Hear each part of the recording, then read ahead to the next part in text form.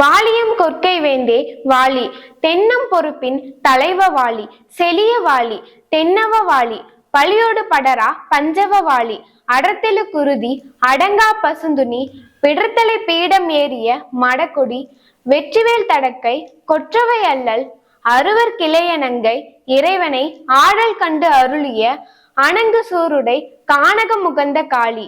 தாருகன் பேருரம் கிழித்த பெண்ணும் அல்லல், செற்றனல் போலும் செயிர்த்தனல் போலும், பொற்றுரில் சிலம்பொன்று ஏந்திய கையில், கணவனை இழந்தாள் கடையகத்தாளே. எம் கொற்கை பதியின் வேந்தனே வாழ்க, தென் திசையிலுள்ள பொதிகை மலைக்கு உரிமை உடையவனே வாழ்க, செலிய வாழ்க, தென்னவனே வாழ்க, பழி வருவதற்கு காரணமான நெறியில் செல்லாத பஞ்சவனே வாழ்வாயாக. குருதி பேரிடும் மகிடாசுரனுடைய பிடர்த்தலை பீடத்தின் மேல் நின்ற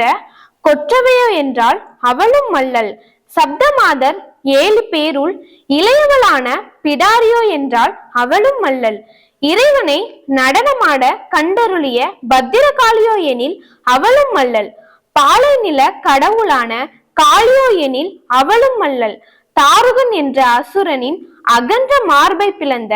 துர்க்கையும் அல்லல், உள்ளத்திலே மிகவும் சினம் கொண்டவள் போல் தோன்றுகின்றாள், அழகிய வேலைப்பாடமைந்த பொன் சினம்பு ஒன்றினை கையிலே பிடித்துள்ளாள், கணவனை இழந்தவளாம், நம் அரண்மனை வாயிலில் உள்ளாள்.